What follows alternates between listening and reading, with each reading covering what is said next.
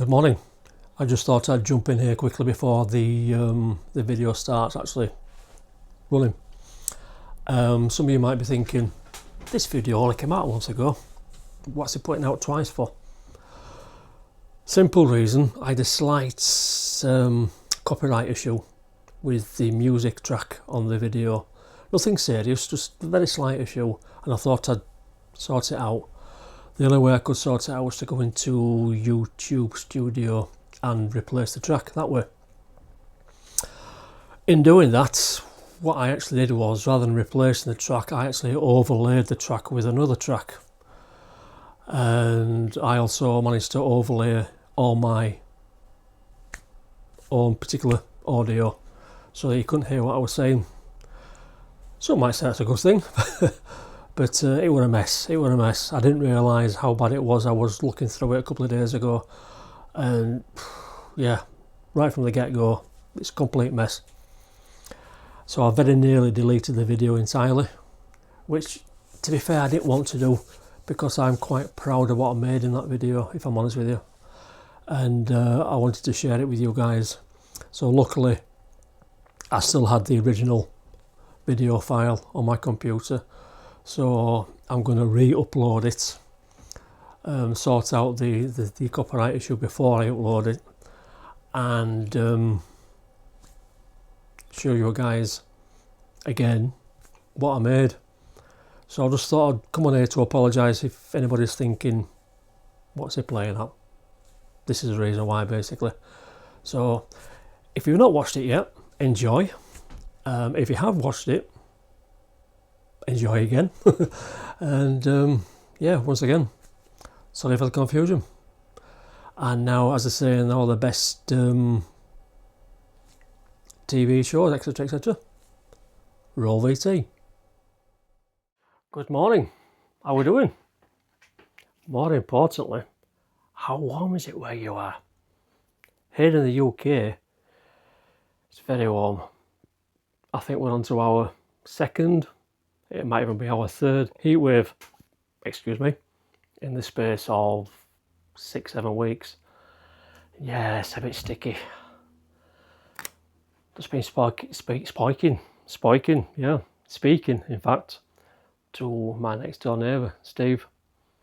And he said to me, he said, Martin, he said, when you wake up in the morning, do you wake up grumpy? I said, yes, Steve, I do. But sometimes I let her have a lie in.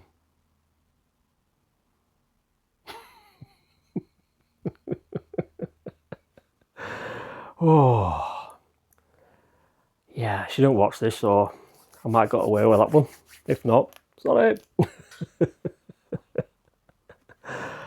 Moving on. About 6 months ago, I saw an image online. As soon as I saw it, I thought to myself, I know somebody like that. Somebody like that a lot, I think. So moving forward, this particular person's got a birthday coming up.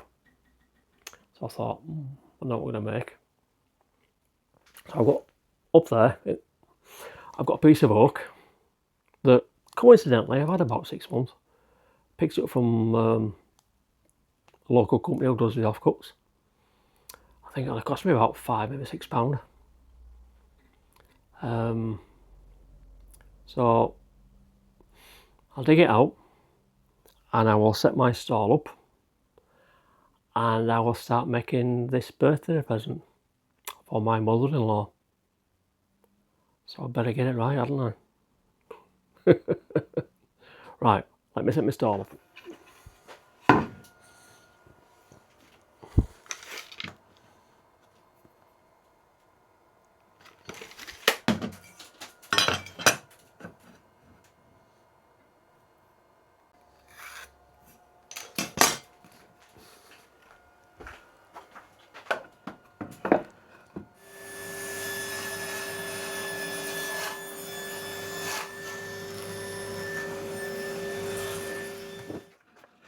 So this piece of oak was just slightly bigger than what I needed, so I'm hoping there's not going to be too much wastage at all.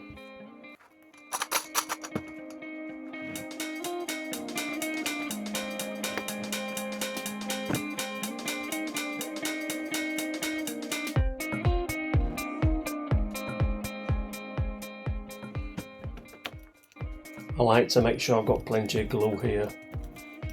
Make sure these two slabs of wood have got a really good bond. On to clamping them up. Somebody once asked me, why do I use parallel clamps for something this small? The main reason is the footprint of them. They cover quite a large surface area.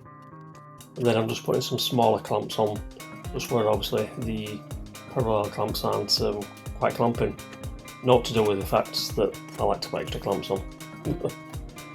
So it's had time to glue up now, and I'm taking it all off and I'm going to run it through the planer. I do like this planer. It's not the biggest and it's not the most powerful in the world, but it certainly serves my needs. And that helical head is really nice. Is it helical? Tomato? You know what I mean. It's nice. And a quick run through the table saw just to square the edges off.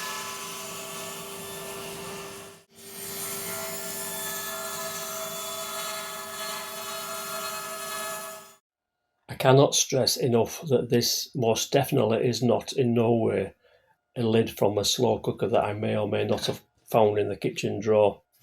I'm not sure how it found its way into the garage, but it certainly makes some nice radiuses. Your Honour. This is actually its second mock-up. The first one, all dimensions were all wrong and all out of whack, so I redrew it, took it to the printer in the house, scanned it and printed these images off so I can use those as templates. I think I might have shaken that up enough, not entirely sure. I'll find out in a minute. Let's stick my template on with some glue. Give it another shake just in case.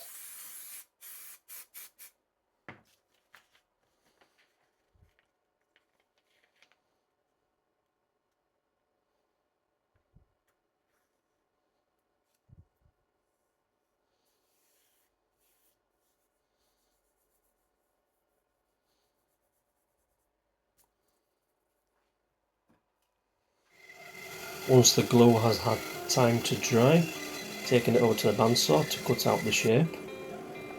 You might have guessed by now that I'm making a box for my mother-in-law. Not a box of lion.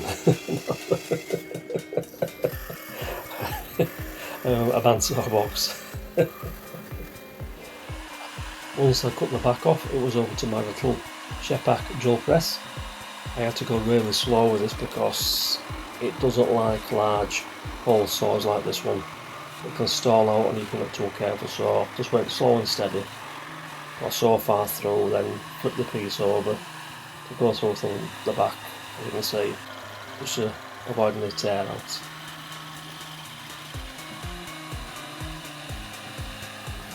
It's back to the bandsaw where I'm having to do something different here. I'm having to cut out the entire centrepiece. As you can see, the jaws that I want to make, the corners are far too tight for my bandsaw. So I've had to cut the complete middle out, and then I'm going to have to glue it all back together again once I've separated the jaw parts. It's a bit fiddly, and I'll be honest, at this point I was kind of second guessing myself. I wasn't quite sure if I'd actually ruined the piece.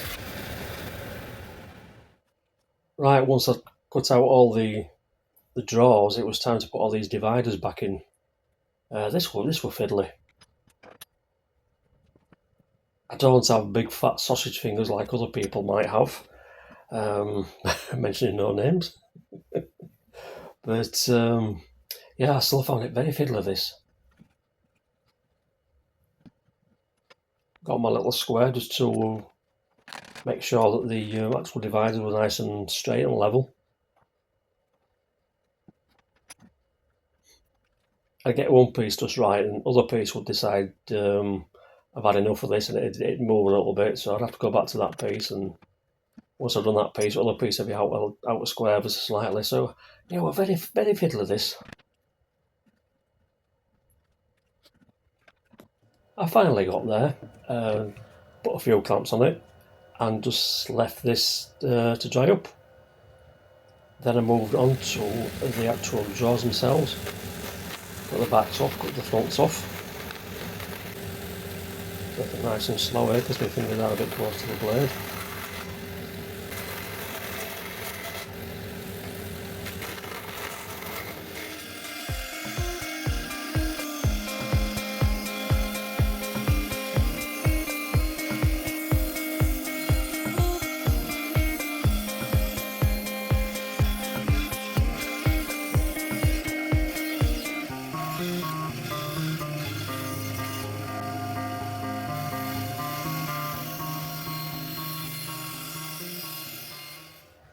And once I'd cut all my drawers into little pieces, it was time to glue them all back together again. Another fiddly little job.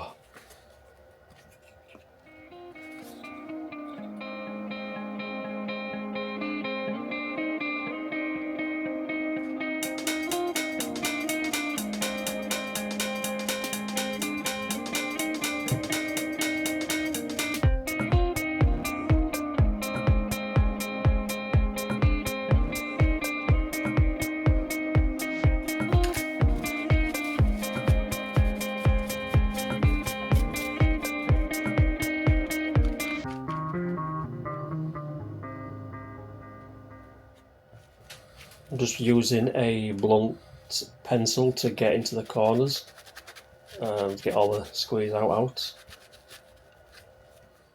And then it's a simple case of rinse and repeat with the other two drawers and let it all dry. Following morning, I wanted to make sure the actual rock itself was completely dry.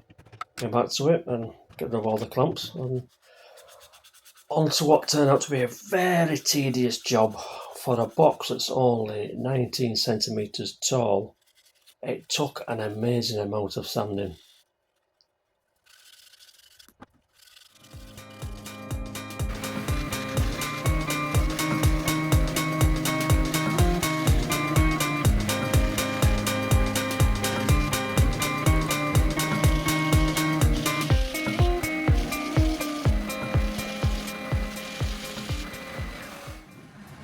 Time to glue the back on. I'm guessing most of you lot out there will have figured out by now what I'm making. Let me know in the comments below roughly what point in this video you figured out what I was actually making. I'd be interested to know.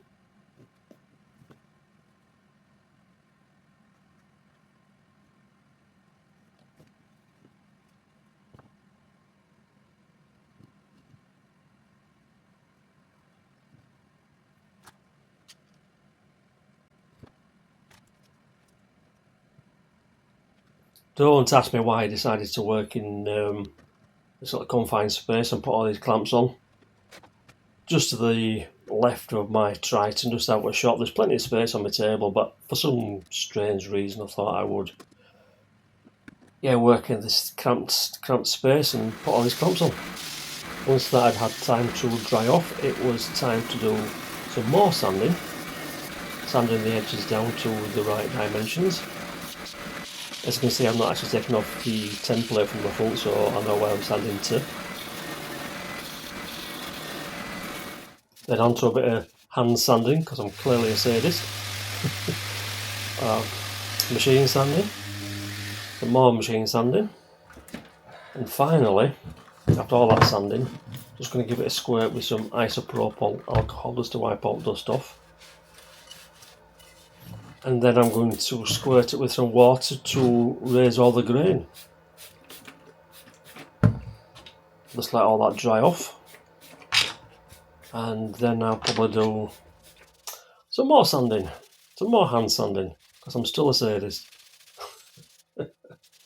Oh dear, like I say, small box. Never known so much sanding. And how quick are my hands moving there? I wish I could sand like that all the time. It'd almost be pleasurable. Look at him go. Look at that. Like a blur.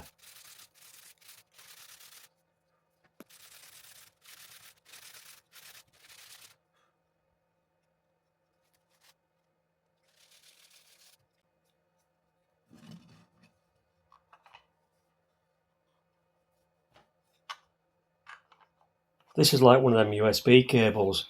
You know you've got it right way down, you put it in, it's not going to go in, so you turn it round. It don't go in.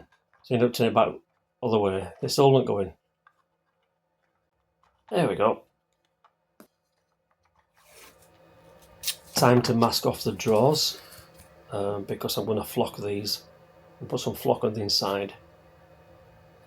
If you're flocking these drawers, you don't have to sand the internals. There's one less job to do because obviously the flock hides the rough edges. So that's a bit of a bonus, really. Anything that involves less sanding is always a win for me. Also, I'm sorry about the background noise. I've got a noisy CCTV fan and yeah, it keeps getting a bit noisy from time to time. I'm going to have to look into replacing it shortly, so for the time being I do apologise.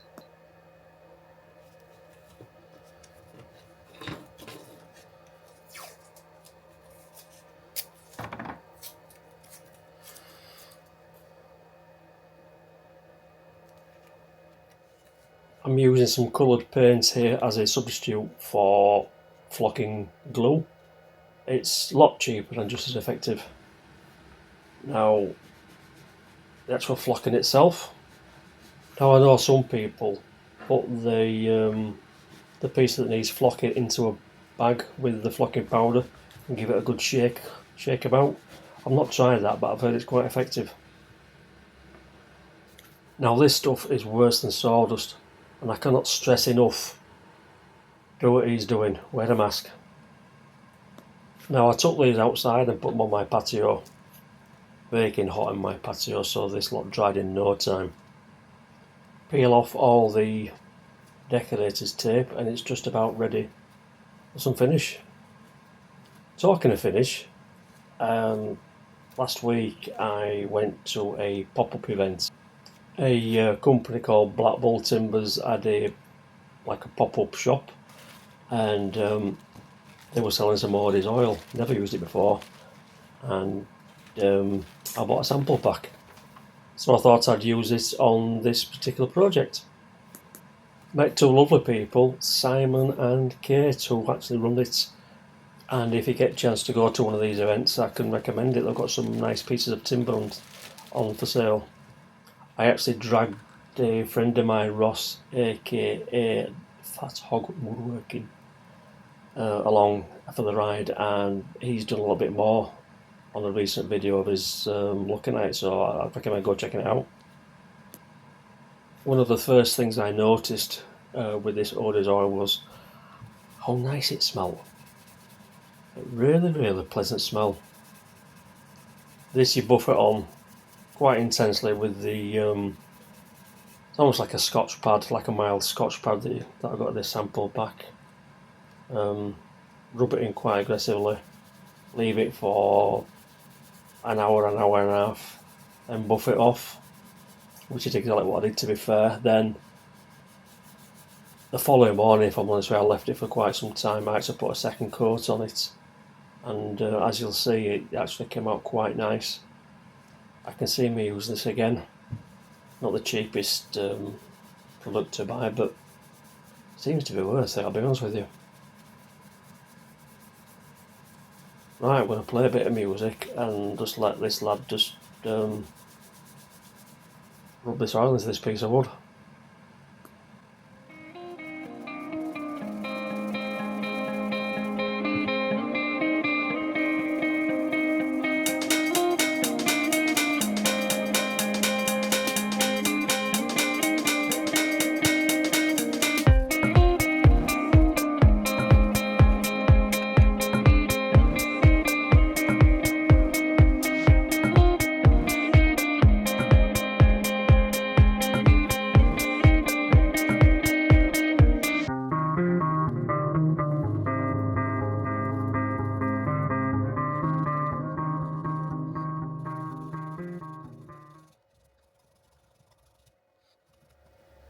Moving on to the final touches, I'm just screwing a knob on. Didn't make my eyes water one bit. There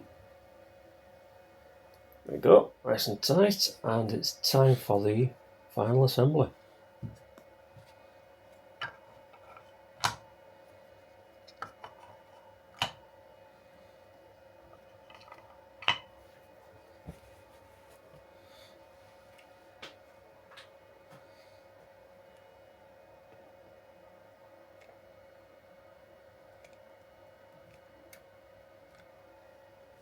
So there we have it, one Bandsaw box clock. What do you think? Let me know in the comments below.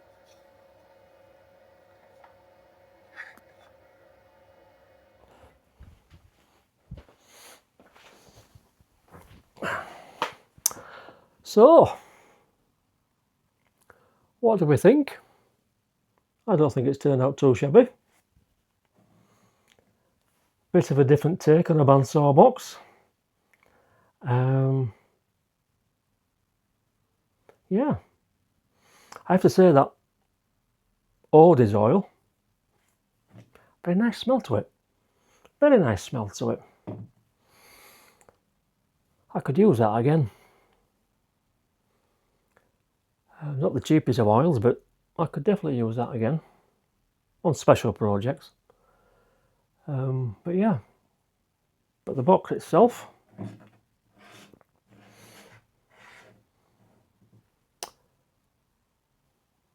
what do you think? Tell me what you think. So, Anne, happy birthday. I hope you like this. Yeah, enjoy. Thank you for watching. If you've liked this, please consider dropping a comment. Give me a like. If you've not done so already, please consider subscribing. And I will see you very, very soon on the next one. Take care for now.